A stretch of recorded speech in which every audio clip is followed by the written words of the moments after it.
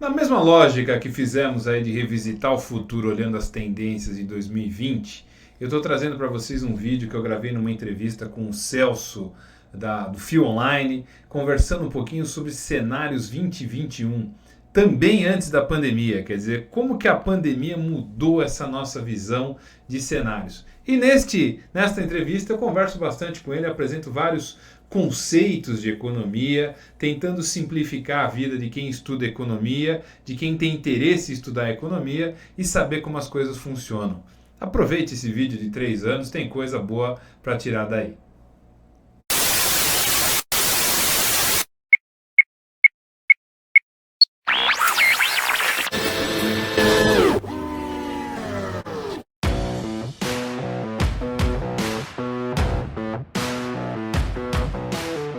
Oi, eu sou o Celso Filho, gestor de educação do curso Cenários 2025 da FIA Online. E hoje eu estou aqui com o professor Carlos Honorato.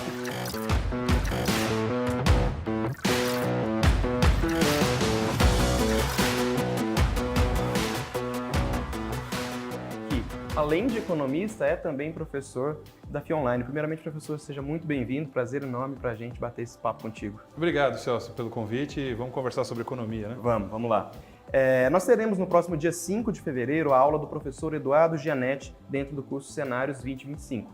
O professor Eduardo vai tratar sobre as tendências para os próximos 5 anos, entre 2020 e 2025, dentro de economia e política. E aí, professor Carlos, até para a gente começar, para quem não é da área da economia, né, quem não tem tanta familiaridade com o tema, por onde começar? Os economistas eles gostam de ter um linguajar difícil, né? Quer dizer, quando a gente assiste palestra de economia, aula de economia, economista, advogado, médico acabam tendo seu próprio jargão, seu vocabulário próprio. A dica primeira é perder o medo de economia, né? Quer dizer, encarar a vantagem de economia que a gente tem informação em todo lugar, né? Quer dizer, os jornais, portais, então tem muita informação disponível. Talvez o primeiro caminho para quem se interesse por economia é procurar entender os conceitos básicos, né? Que a gente fala muito de taxa de juros, a gente fala muito de dívida do governo. Então, não ter medo de economia, buscar essa informação, né? A gente teve a oportunidade de já assistir à palestra do professor Gianetti. Eu acho que é muito interessante observar que economia é fundamental para o indivíduo. E não é esse bicho como pintam, né? Não é, porque o economista ele acaba valorizando a sua própria profissão, né? Quer dizer, como ele trabalha com um assunto, ele analisa o assunto, ele está envolvido com aquilo, ele acaba valorizando a profissão dele como qualquer outra profissão. O grande desafio, eu acho, que é estar antenado, né? Estar atento a isso e, principalmente, sair de uma única fonte de informação. Quando a gente fala em notícias, tinha um ditado antigo que eu ouvia numa rádio que o pessoal dizia o seguinte: pior do que não ler nenhum jornal é ler um jornal só, né? Quer dizer, pior do que você não ter nenhuma fonte de informação é você se informar só de uma fonte de informação. Então, se você conseguir buscar em portais diferentes, opiniões diferentes, você tende a aprender um pouco de economia. E aí buscar num curso como o nosso aqui o conceito, como a coisa funciona. Claro. E o senhor falou de alguns termos que de fato são muito presentes quando a gente ouve falar de economia. Então, por exemplo, taxa de juros, dívida pública. Como que a gente consegue clarear um pouquinho esses termos, essas temáticas, para quem não é tão especialista no tema? Uma coisa que a gente tem treinado nos nossos cursos, na FIA principalmente, é a questão de simplificar, né? Quer dizer, ser simples é importante para facilitar a vida de quem quer aprender um assunto, especialmente economia. Se a gente for bem simples em termos de apresentar isso para o nosso telespectador, é a questão de observar o quê? Hoje a economia ela gira em torno da taxa de juros, né? A taxa de juros a gente pode indicar que seria o preço do dinheiro. À medida que o dinheiro está mais caro, ele custa mais, né? Eu tenho que pagar uma taxa de juros maior por um dinheiro que eu não tenho. E a taxa de juros na economia, que a gente chama de Selic, é a taxa que interfere em 3 políticas econômicas, né? Quando a gente fala em política econômica, eu tenho a política monetária, que é dinheiro, né? Moeda, vem de moeda. Eu tenho a questão da dívida do governo e eu tenho a questão do câmbio, do nosso relacionamento externo. Então, o ponto-chave é o seguinte: a taxa de juros acaba interferindo nessas 3 pontas. A gente até pode comentar um pouquinho mais sobre isso. O grande detalhe é que, se vocês observarem, né, quem está nos assistindo aqui, Na televisão, na internet, sempre se fala de taxa de juros e qual o impacto que essa taxa de juros tem. Né? A taxa de juros, então, ela acaba sendo um elemento central para a gente entender o resto. Quando a gente fala de dívida do governo, a gente está falando do lado fiscal. Né? Quer dizer, se o governo ele deve muito, ele tem que pagar mais juros por isso. É que nem um indivíduo. Né? A pessoa está devendo e ela está devendo muito, ela precisa o quê? Pagar um juro mais alto porque ela tem um maior risco. Na outra ponta, quer dizer, se eu aumento os juros, a minha relação com o exterior também muda. Então, vamos lá, eu sou uma pessoa que está investindo dinheiro nos Estados Unidos e paga uma taxa baixa lá. E no Brasil a taxa está alta, onde você colocaria seu dinheiro? No lugar em que a taxa é mais alta para remunerar mais. Então, se a gente conseguir entender essas três pontas, fica um pouco mais fácil para o indivíduo que quer entender a economia entender esses movimentos que a gente tem no mercado. Legal. Isso é super importante, né? Principalmente tanto em economia quanto em política. Muitas das vezes a gente escuta, eu não gosto de economia ou eu não gosto de política. E vai muito além do gostar, né? A gente precisa estar inserido dentro de algumas temáticas, de alguns conceitos básicos, até para viver. Né? Então, exatamente. E aí eu queria ouvir de ti qual que é essa importância de estudar a economia, né? De estar um pouco mais próximos desses assuntos. Às vezes a gente diz que não gosta de um assunto porque não entende. Né? E o movimento mais fácil é repelir. Né? Exatamente. Eu na faculdade tive um excelente professor de química. E eu gostei tanto de química que eu quase fui fazer engenharia química. Graças a Deus eu não fui fazer engenharia química. Né? Então, à medida que a gente começa a entender o assunto, é importante. Eu acho que uma dica que fica para quem vai assistir o nosso curso aí com o professor Gianetti é que a economia não é uma ciência exata. Como a gente tem muito número, né, na economia, então tem muitos dados, indicadores, todo dia está saindo uma informação, o indivíduo acha que é matemática. Quer dizer, que se eu somar 1 mais 1 na economia vai dar 2. E não necessariamente é isso. Assim, né? A economia é uma ciência humana. E tem um componente complexo na economia que é a questão da expectativa. Né? Quer dizer, expectativa é, se as pessoas estão otimistas, você tende a consumir mais, você tende a gastar mais. Né? Se a gente observar nos últimos anos, quer dizer, como a gente viveu um tempo de crise, muitas pessoas não consumiam. Tá? Você está com medo de desemprego, você está com medo de perder o seu trabalho. É um mercado especulativo, né? É um pouco de especulação e o receio do futuro. Sim. Então, se eu tenho medo do futuro, o que eu faço? Eu guardo dinheiro. Se eu acho que o futuro vai ser melhor do que o meu passado, o que eu faço? Eu gasto o dinheiro. Eu gosto de fazer uma brincadeira, quer dizer, imagina que o mundo acabasse amanhã. Se o mundo acabasse amanhã, provavelmente nós iríamos embora daqui e fazer alguma coisa que é a última coisa que a gente vai fazer nas nossas vidas, né? Então, tem essa questão temporal também, né? Quer dizer, eu só faço poupança, eu só guardo meu dinheiro hoje porque eu acho que eu vou poder usá-lo no futuro. Então, as expectativas, as tendências ou a forma como as pessoas olham o ambiente influenciam na economia. Se eu estou otimista, eu gasto mais, eu faço a economia girar. Se eu estou pessimista, eu guardo meu dinheiro e não faço nada com isso. Legal. Você falou muito de especulação, de expectativa. Essa é uma das temáticas que o professor Gianetti tratou muito em aula. E eu queria que vocês nos ajudassem a entender como que é a visão do economista no que diz respeito à previsão. Né? Eu sei que para o economista a gente tem uma série de variáveis muito mais presentes. E logo na sequência, o que a gente tem, pensando nessas previsões, ou nesse exercício de futurologia quase, o que nós temos de oportunidades futuras nos próximos anos? É uma pergunta complexa aí que poderia demandar algumas horas, claro, né, de discussão. Mas uma coisa que é curiosa dos economistas, eles às vezes trabalham muito na linha de querer prever o futuro, né? E previsão pode ser horóscopo, pode ser meteorológica, runas, tarô, borra de café, qualquer coisa. A gente pode... é fé, né? E fé não é ciência, vamos dizer nesse sentido. Não vamos entrar aqui no detalhe filosófico da história. Mas o grande ponto da economia, quer dizer, quando você tenta prever, não é que você está prevendo para tentar acertar o futuro, mas é para você se antecipar um pouco em relação ao que pode acontecer e que decisões que eu quero tomar. Eu acho que o grande ponto do que a gente está discutindo aqui é a capacidade de tomar decisões. E a economia, ela ajuda muito nesse componente estratégico, na capacidade do quê? Vamos ler o que vai acontecer, vamos ler o futuro e tentar, dentro dessa leitura, tomar uma decisão. Eu gosto muito de trabalhar com uma área que está relacionada com tecnologia, e até é tema dos nossos cursos aqui, tecnologia, futuro do trabalho. A nossa primeira aula, até relembrando, é com o professor Ronaldo Lemos, que é sobre tecnologia e comportamento.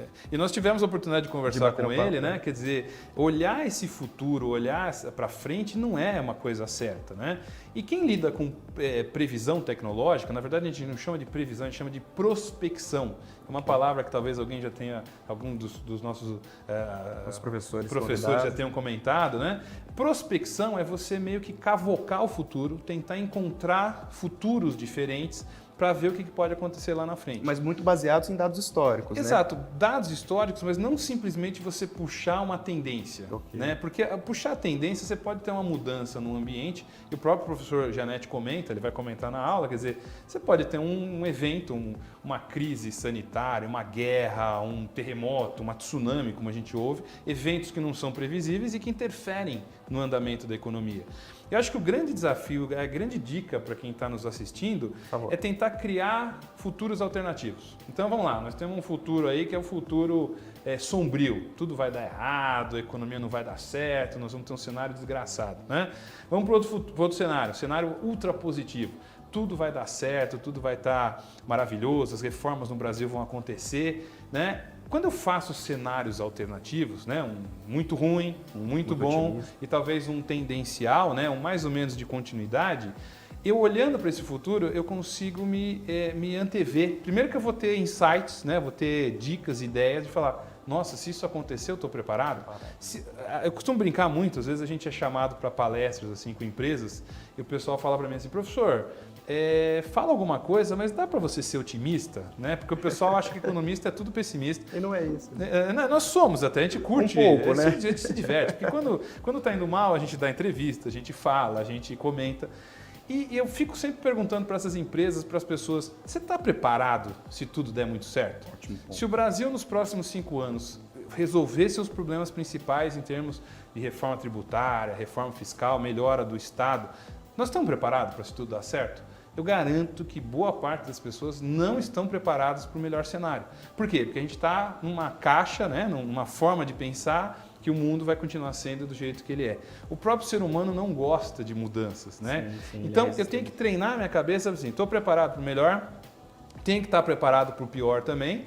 E se eles não acontecerem, eu pelo menos já me antecipei. Me desenvolvi, né? E a gente fala muito, a gente sabe que investir na carreira, né, continuar estudando, continuar aprendendo, não é mais uma opção, né? Seja num cenário otimista ou num cenário pessimista. Então, de fato, investir na carreira, investir na formação, vai deixar esse profissional mais preparado, independentemente do cenário. E hoje o mundo é muito mais cruel, né? Quer dizer, porque as coisas estão em transformação, a gente tem o impacto tecnológico que o professor Ronaldo comenta, que é justamente essas tendências novas que estão acontecendo, a gente não sabe exatamente como vai dar. Eu costumo brincar que Big Data, inteligência artificial, são coisas que a gente sabe que existe, mas não necessariamente sabe como é feito. É aí que tá. Né? Eu tenho alguns alunos que são dessa área e é uma outra linguagem, é uma outra dimensão. Né? Então, a gente se preparar para essas mudanças, e eu falo muito em não você fazer planejamento estratégico. Não é que você fazer planejamento estratégico é ruim, mas você tem que ter pensamento estratégico. Okay. Você tem que estar toda hora antenado com o que pode acontecer. Eu tive um colega nos anos 90 que ele optou por fazer engenharia de telecomunicações. Quando ele entrou na faculdade, o mercado estava bombando. Quando ele saiu, já estava em crise e não tinha vaga para ele. O mesmo aconteceu com a engenharia, né? Que Acho que cíclica, né? Vários segmentos, né? Então, o olhar atento a isso, o olhar cuidadoso a essa visão de futuro é fundamental para quem está no mercado de trabalho, para quem está trabalhando e conectando com aquilo que ele gosta, com o que ele faz bem. Né? Aí vem um lado mais de gestão de carreira, tudo mais também vai ser tratado, né? No sentido da gente olhar o que te agrada, que te deixa feliz, né? O que te satisfaz. Que te empurra, né? Que te empurra para frente, seu propósito, né? Sua tendência. Tudo isso, numa certa medida, compõe a economia. O economista adora, né? Se você pegar um historiador, ele vai falar, nada existe sem história. O economista vai dizer que nada existe sem a economia. E esse caldeirão de informações não estruturadas que fazem a economia, esse negócio vibrante e pouco previsível. Né? Mas que é fundamental para quem gerencia uma empresa, para quem gerencia a carreira, ter a capacidade de ler isso e tomar as decisões. Né? Eu costumo brincar assim, toma a decisão, mesmo que você tome a decisão errada. O importante é tomá-la. Tomar e você tomou. Né? Claro. Nos anos 80, aí a gente teve uns problemas de gente que investia. Sempre tem essas bolhas, né? A bolha do boi gordo, a bolha do Bitcoin, a bolha de não sei o que lá. Por quê? Porque a pessoa está investindo porque alguém está indicando para ele o que investir. Né? Invista naquilo que você tem convicção. Mesmo que você perca o dinheiro, pelo menos quem perdeu o dinheiro foi você. Não foi alguém que te levou a perder o dinheiro. Né? Professor, o senhor falou um pouquinho sobre reformas, né? E, de fato, isso é um tema que esteve muito latente no último ano e esse ano também já se apresenta muito forte. Como explicar o que são as reformas, principalmente para um público que não está tão familiarizado com elas? Para quem acompanha a economia, não aguenta mais ouvir falar em reformas, né? Quer dizer, o tempo inteiro precisa fazer reforma, precisa fazer reforma. O que são as reformas, né? Basicamente, a gente tem 3 grandes grupos de reformas. As reformas ligadas à área fiscal, que o governo precisa gastar menos do que arrecada, né? Dentro dessa questão da área fiscal, a gente tem o que a gente chama de reforma administrativa, que é reorganizar o tamanho do Estado, o gasto público, para que ele gaste menos e seja mais produtivo. A gente teve a reforma da Previdência, que foi aprovada ano passado, que faz parte dessa reforma relacionada à questão do gasto público. Ela não tem um impacto imediatamente agora, mas ela vai ter um impacto nos próximos anos. E nós temos uma reforma tributária, que talvez seja a grande discussão que a gente vai ter neste ano aqui, que é relacionada a pagar impostos de uma forma mais fácil. Infelizmente, nós não vamos conseguir pagar menos imposto. Quer dizer, você tem um Estado que gasta mais do que arrecada, eu vou precisar facilitar a vida de quem paga imposto. E aí, mudando um pouco a questão aí de ICMS, desses impostos relacionados a serviços e mercadorias, e talvez colocando um imposto relacionado à renda, né? Imposto de renda, ele acaba mudando a alocação de recursos para melhorar a vida, né? O dinheiro sai de quem tem mais para quem tem menos. Todas essas reformas, elas têm um impacto na competitividade. Quer dizer, o Brasil é um país inserido no mercado mundial. Não tem outro jeito. Ou a gente se torna mais competitivo, mais apetitoso para investimento, quer dizer, as pessoas, os países têm que olhar para a gente, os investidores têm que olhar para a gente e falar: isso aqui é um lugar bom de eu investir, seguro de eu investir, e aí você começa a ter uma possibilidade de crescimento derivado desse investimento. Legal. A gente falou muito de como o cenário econômico é efêmero, né? Como ele se transforma muito, mas na visão do senhor, como que está o cenário atual, né? E principalmente qual que é o impacto político na economia? Nós vivemos, a economia e política, elas andam de braços dados, né? Quer dizer, temos um problema econômico, né? Eu costumo brincar até com meus alunos que assim, eu conseguiria resolver a economia em menos de 5 minutos, se fosse do ponto de vista técnico. O problema é que a gente tem política, o problema é que a gente tem interesses. Temos muito cis, né? Cis, exatamente, e de gente, de agendas diferentes, né? A gente pode dizer assim, os interesses são diferentes, logo há um conflito. Nós não somos uma sociedade homogênea, nós temos um país muito grande, pessoas de diversas origens, diversos interesses, não é? Agora, o grande desafio que a gente começa a observar é que nós passamos aí, né, por um período complicado, né? Nós tivemos uma recessão chamada em L, vamos dizer assim, quer dizer, que é aquela que a economia cai e não se recupera. Foi um dos piores períodos que a gente teve no Brasil, quer dizer, o Brasil estava acostumado a ter um problema, uma crise, cai e logo recupera e volta, né? A gente não voltou rápido. E começamos a perceber que a gente não volta rápido porque o governo não funciona direito, a economia não está funcionando direito. E agora a gente tem uma tendência de retomada, até porque a gente ficou muito tempo estagnado. Com essa menor turbulência política, quer dizer, a gente teve eleição ano passado, o governo aparentemente está se ajustando, né? Quer dizer, você tem alguma agenda muito clara em relação à questão de reformas, de se tornar um país mais sério, sério no sentido das regras do jogo serem claras. O investidor que tem dinheiro, qualquer um que tem dinheiro, tem muito receio de colocar o dinheiro num lugar em que você não vai ter certeza que aquilo vai te dar o retorno esperado, ou pior, vão mudar a regra no meio e você vai perder o seu recurso. Então, há uma perspectiva muito positiva de você recuperar um crescimento econômico, um pouco pelo lado da demanda, as pessoas vão consumir mais, vão comprar mais, porque estão mais otimistas. E do outro lado, a expectativa é do investimento. Quer dizer, a gente precisa que empresários brasileiros e estrangeiros entrem no país investindo. O governo hoje não tem condição de investimento. Então a gente depende de regras melhores, mais claras, mais fáceis, para fazer com que a economia cresça, para que haja investimento e aí sim a economia cresça. Legal. Então, de fato, temos uma série de desafios, mas também uma série de oportunidades para os próximos anos, né? O que a gente observa, quer dizer, se a gente olhar muito para o futuro, a gente pode ter uma sensação, ou se olhar para o estágio atual do Brasil, a gente pode ter uma sensação de que nós não estamos indo na velocidade mais rápida possível, e talvez não estejamos mesmo. Mas, numa perspectiva positiva, se a gente pegar nos últimos 30 anos, né, desde a redemocratização, quer dizer, o Brasil tem tido avanços institucionais. Né? É dramático a questão da democracia, porque vai e volta, você tem brigas de interesse, mas é isso que faz com que a gente vá adiante. O que não dá é para imaginar que a gente é um país isolado do resto do mundo, né? Ah, vamos nos fechar aqui, produzir nossas coisas, não precisamos interagir. Nós temos que competir. Os países que estão se desenvolvendo hoje, China, Índia, que são os países que mais crescem e que têm ocupado um espaço, são países que estão relativamente abertos. Não tem investimento em tecnologia, investimento em educação, né? São elementos fundamentais para uma sociedade que quer ocupar um espaço nesse próximo século XXI. Então, na média, a gente está indo razoavelmente bem. O problema da média é que a gente está com a cabeça no forno e o pé na geladeira. Na média, a gente está na temperatura ambiente. O esforço das reformas e de passar uma percepção positiva para fora é fundamental para a gente ocupar um espaço que o Brasil merece pelo tamanho, pela população, no mundo, em termos de economia, de comércio internacional e até de produção de tecnologia, por que não? E o senhor citou um aspecto que eu gostaria muito de explorar, que é qual a importância da educação para o desenvolvimento, né, econômico de uma nação, por exemplo?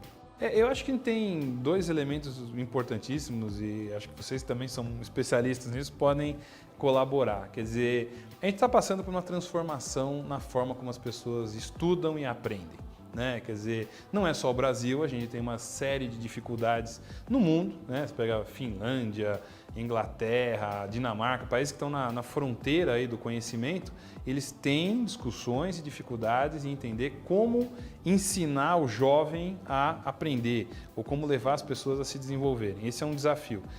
O problema do Brasil é que a gente está com os desafios do século passado ainda, né? A gente conseguiu chegar a 97% de pessoas na escola, o que não é mais do que obrigação. O problema desses 97% das pessoas estudando é que boa parte delas não são analfabetos funcionais.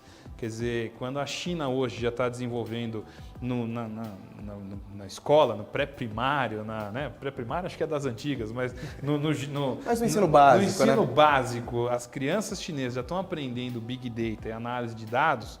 Aqui no Brasil as crianças têm dificuldade de fazer tabuada, né? Multiplicação. Então, a educação é o elemento fundamental nesse novo ambiente de tecnologia. E se uma criança, um jovem, não é bem formado, o que será esse adulto se ele não for bem formado? Agora, talvez se a gente quiser tentar dar um lado mais positivo dessa situação, é que acho que há mecanismos novos de aprendizado. O que nós estamos fazendo aqui é uma forma de levar informação. A própria digitalização. Digitalização, né? Quer dizer, quando algum aluno chega para mim e fala, não encontrei isso, eu falo para ele, você tem que tirar nota 0, porque não dá para não encontrar. Não existem mais esses muros. Né? Não tem mais muros, quer dizer, desde uma biblioteca que está aberta, que tem condição, vá buscar um livro, né, a moda antiga, raiz, né, vai ler um livro, mas vai no Google, vai na internet, vai num buscador e encontre essa informação. Então, você tem mecanismos próprios de se desenvolver.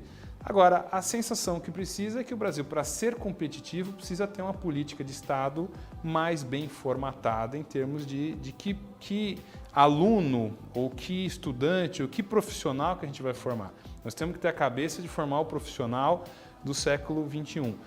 Tem alguns críticos que dizem, mas a gente tem que formar profissional, a gente tem que formar pessoas. Sim. Eu diria que as duas coisas. Eles estão super atrelados, né? Exato. E assim, se a pessoa não é profissional, ela não tem renda, se ela não tem renda, ela não sobrevive. E aí vem o impacto econômico. Né? Eu não tenho que desprezar nenhuma área de conhecimento, dizer a história é menos importante do que estatística. Não é isso. A gente tem que estudar todas as áreas. Mas a gente tem que estar formando pessoas para um novo ambiente que a gente está vivendo nos próximos anos. Exatamente.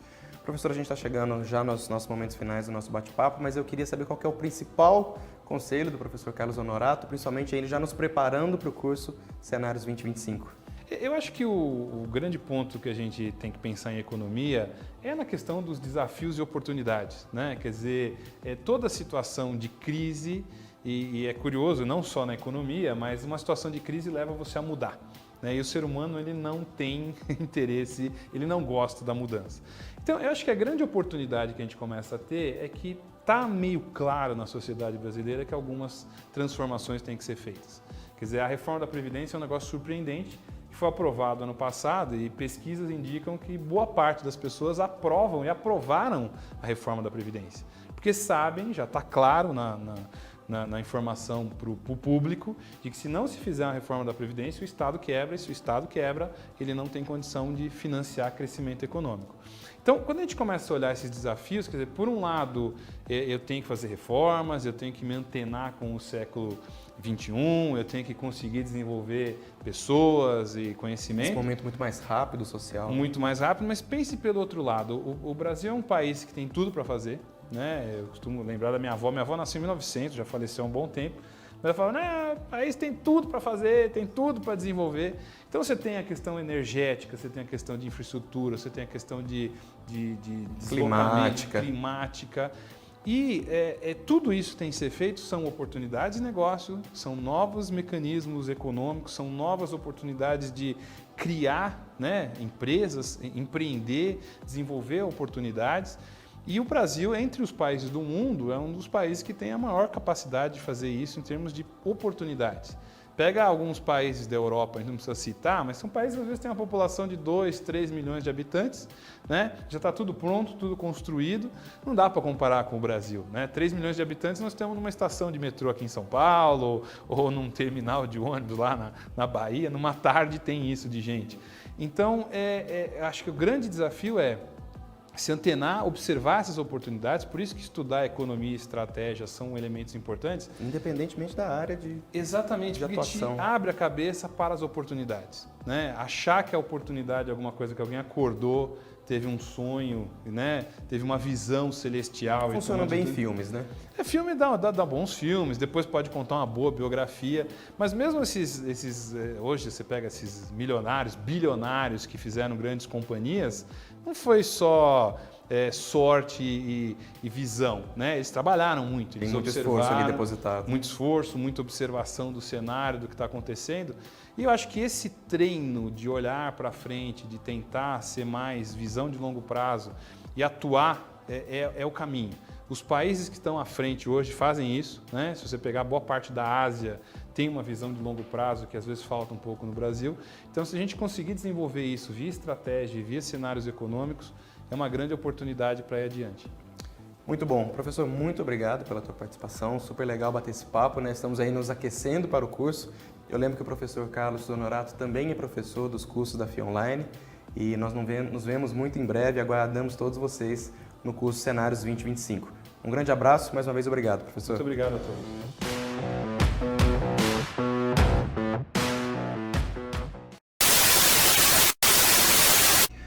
Muito obrigado por assistir o meu canal, me sigam nas redes sociais e aqui a gente tem indicações de outros vídeos para que vocês assistam e estejam bem informados. Um abraço a todos.